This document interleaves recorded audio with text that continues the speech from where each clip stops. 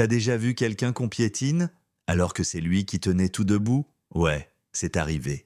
Et pas dans une ruelle sombre ou au milieu d'un drame familial. Non, ça s'est passé sur la passerelle du vaisseau de guerre le plus avancé que l'humanité ait jamais construit. Le TDS Everest, étincelant d'alliages extraterrestres et d'arrogance diplomatique, juste avant de devenir un cercueil flottant. Mais attends, reprenons depuis le début. Ce jour-là, la pression était épaisse. Pas à cause de l'espace ou de la chaleur des réacteurs, mais à cause des 800 vies qui dépendaient de cette mission. Le capitaine Anders, droit comme une lame, uniforme impeccable, médailles au torse, c'était l'image même du commandement terrien. Un homme qui avait gagné des guerres, mené des flottes, et qui ne faisait confiance qu'aux chiffres et au prestige. Il se tenait au centre de la salle, les yeux rivés sur la carte holographique montrant l'essaim approchant, 47 vaisseaux Virex, sombres et pulsants comme des serpents galactiques. Et dans un coin, presque invisible, sans médaille, sans reconnaissance, se trouvait Marla Jennings. Ouais, elle, la mécano qu'ils appelaient la bonne à tout faire dans son dos. Celle qu'on ignorait, sauf quand un tuyau fuyait ou qu'un panneau explosait. Le hic, c'est que Marla était la seule à bord à avoir réellement compris les signes d'alerte. Pendant que les conseillers aliens se congratulaient, Marla était dans les conduits, jurant entre ses dents, les mains pleines de plans de secours. Le blindage du Everest, conçu par les Tarn, ces grands êtres aux yeux vitreux venus de la confrérie d'Orion. Ils juraient que leur armure énergétique avait résisté pendant 1000 ans. Et le capitaine Anders, il y croyait dur comme fer, il a tout gobé. Alors, quand Marla est venue, essoufflée, paniquée, tenant sa tablette de données, il ne lui a même pas accordé un regard. « Ingénieur Jennings ?» a-t-il lâché, sec. « Laissez les vrais experts gérer ça. » Les vrais experts. Cette phrase a flotté dans l'air comme une gifle glaciale. Et Marla, on l'a rétrogradée aux réparations non critiques. En clair, retourne dans la cale et laisse les adultes faire joujou avec la guerre. Mais tu sais quoi? Marla, elle s'est pas énervée. Elle s'est mise au boulot. Tandis que les officiers affinèrent leur plan d'attaque, elle filait dans les tunnels techniques avec un sac de pièces de récup et un plan. Elle avait vu dans les données Virex quelque chose que les autres avaient loupé. Leurs armes ne perceraient pas les boucliers.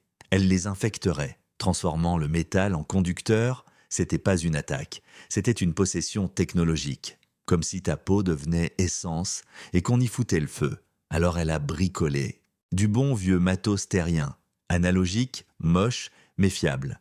Elle a réactivé des circuits du dormant, remonté des purificateurs d'air manuels, du matériel que les autres auraient mis au musée. Puis, les Virex sont tirés. Ce n'était pas un rayon, c'était un hurlement de lumière, violet, gluant, vivant. Il n'a pas ricoché, il s'est infiltré. L'Everest s'est mis à saigner de l'intérieur, les lumières ont clignoté, les écrans se sont brouillés, et un par un, les vaisseaux se sont mis à suffoquer dans leur propre fierté. Sur la passerelle, c'était la panique. Les boucliers s'effondrent? Non, ils convertissent notre blindage.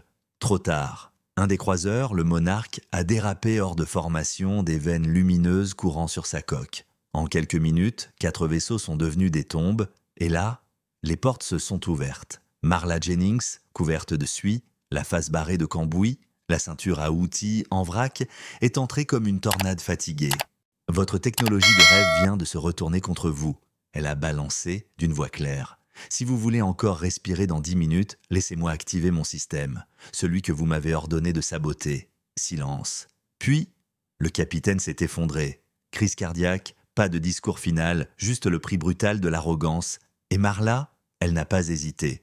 Elle s'est jetée à genoux, a arraché son scanner médical, a commencé à pomper son cœur à la main tout en reconnectant le système d'oxygène avec son autre bras. Elle a utilisé tout ce qu'elle avait. Elle a même dénudé un fil de son propre détecteur de radiation pour improviser un défibrillateur. Pendant ce temps-là, les autres suffoquaient, mais elle tenait le vaisseau à elle seule. Quand l'air s'est purifié et qu'Anders a repris conscience, Marla n'a pas attendu les remerciements. Elle s'est tournée vers le lieutenant Shin, le seul qui l'avait jamais écouté, et a dit « Aide-moi à remettre le système de tir manuel en route. » Il a cligné des yeux. « Manuel? Sérieux? Ouais ?» Elle a souri. Version vieux sous-marin des années 2000. Mais au moins, ça ne plante pas quand on éternue. Ils ont tout recablé à la main, levier, manette, bouton, pas d'hologramme, pas de réseau alien. Et quand ils ont tiré, bingo, le vaisseau Virex a pris cher.